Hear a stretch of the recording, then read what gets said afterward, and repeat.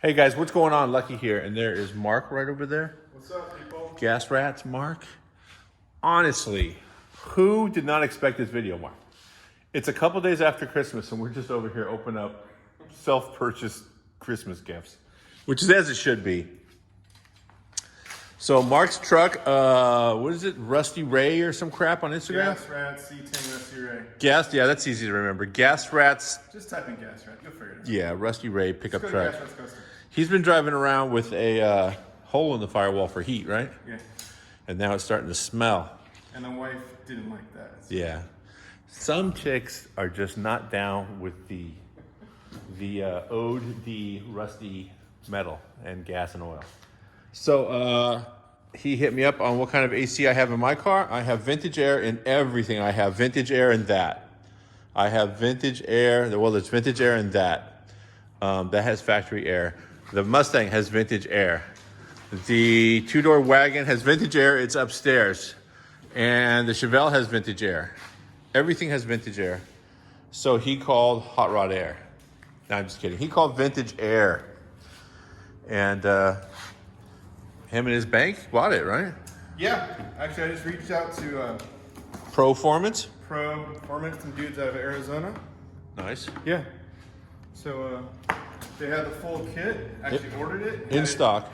And arrived here in 2 days. Right. Pretty good. And there's a couple different ways you can do this. If your vehicle is already LS, you can use the factory accessory drive if it all adds up in the compressor, you get the adapters and everything. Or you can hit up Vintage Air, tell them exactly what accessory drive you have and where the belts are and what water pump you're running, and get it there and then be able to go to auto parts places and get the right stuff because you told them all the wrong information. Or you can tell Proformance that you want to be able to just bolt it on, and they'll send you. They've done a ton of research over at Pro Performance. They know who they're talking to. They know who they're dealing with. And the first thing they did was they sent a box over here from Dirty Dingo, which is hilarious because we went ahead and called Dirty Dingo ahead of time, and we didn't want just the accessory drive to run the, just the brackets to run the AC compressor. We wanted the complete kit. And so we talked to Charles over there a couple times at Dirty Dingo. Dirty Dingo. And Ooh. Hold on. Look at that. nice. They sent over all the brackets. These are all machined. They look lovely. All the hardware. It comes with a compressor, AC compressor. What the heck? Oh, that's the power steering pulley. Wow. That's some GM Performance looking stuff right there. Look at that. You know what I like is how they wrap. Whenever I see Dirty Dingo, I want to say, "Hey, Dingo!" Dirty Dingo. It's a Hey, Dingo. Man. Man. Dude. Whose are these? These are these nuts. These nuts. So when I talked to Charles, I told him, listen, dude, I don't want to go through a bunch of drama. I'm going to send you a picture of what I got. And he goes, okay, let me make this easy for you.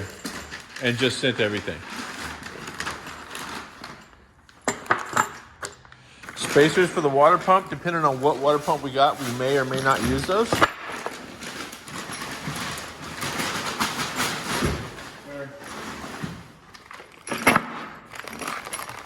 Some more spacers.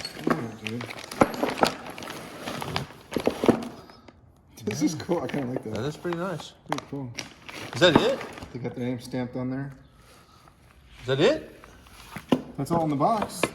The other one has That's the AC compressor. Yeah, I got to whip that out. Actual compressor. This is a compressor that comes from Dirty Dingo. The heart of the whole system.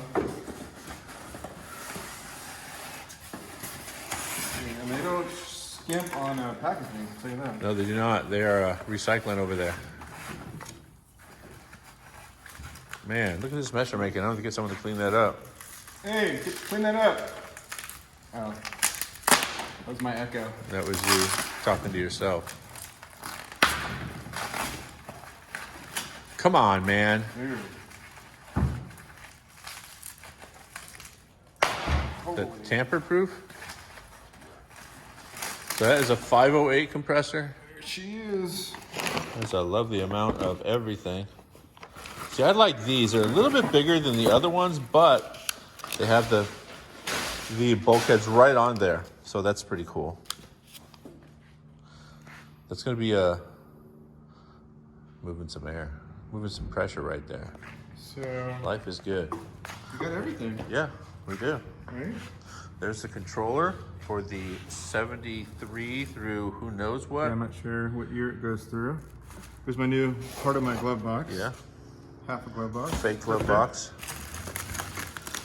All the Wiring. vents, the wiring harness. There's a block-off plate for the firewall. Firewall.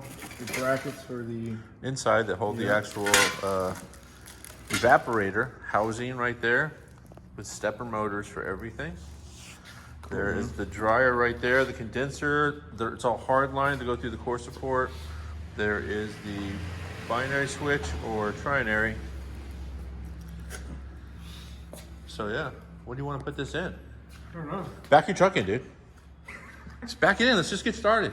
You can just drive the wagon home. Nice. Do it. Let's just do it. Let's do it. Do you work tomorrow? No. Neither do I. I mean, yes, I do, right here. All right, guys, we are going to continue this in what's going to seem like mere seconds to you.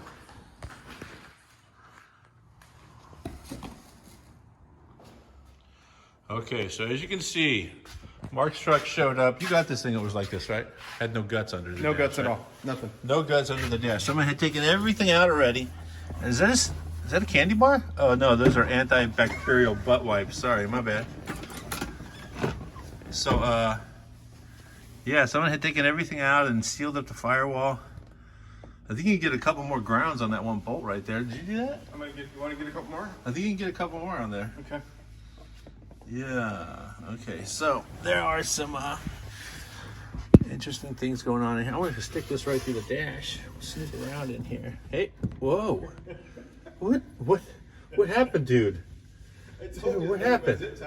Hey, go in the bathroom and there are some rat traps in there. Yeah. Grab one of those decon rat traps because there is a mouse living in here. What the hell happened here? Well, you know what? Let me fix that. There, looks great. Out of sight, out of mind. We're good to go. Man. All right.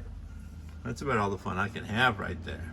All right, so now we're gonna go grab the underdash. Well, we're gonna take all that out of there and then move it elsewhere and go get the evaporator and vent housing and all that stuff and put it underneath here. I'm sorry, I'm having a hard time. That's interesting. I was waiting for this moment. Were you? To see this. Nice. I remember the day you called me and said, hey, I'm putting it in my AC. I'm putting it in my fuel injection. I think you probably cringed. I was like, that's going to be cool, man. All right, buddy. Yeah, I'll be right back. Okay, here's a little progress photo. I have made a block off plate for the hackism on the firewall on this side. That will look okay. Once I paint it black, put it back. That's actually sandwiched underneath the block off plate supplied by Vintage Air. Thank you, Vintage Air. Also, I punched 4 new holes in there because we're not using any of the stock stuff. It lines up with the reinforcement or with the evaporator box and the hard lines that are installed right here in that configuration, which should be pretty good. Put some butyl tape. You can use silicone, but I put butyl tape around the block off plate so that when it goes in and gets tightened up, it seals. You can go crazy and start blocking stuff off and welding it up if you like. I've done other stuff in the past where I run all the hoses out the blower housing. This has functioning vents. We're going to keep the vents in there. So leaving that blocked off. That literally just goes and pulls air right from there. So if we put 4 hoses there, the difference between these hoses going here like this and being here like this, it's an enormous amount of work for not a ton of payoff. And I think it's gonna look just fine. What do you think, Mark? Perfect. Is that a thumbs up? You know, there's a big hole right next to that do it. you could do your, yeah. Okay.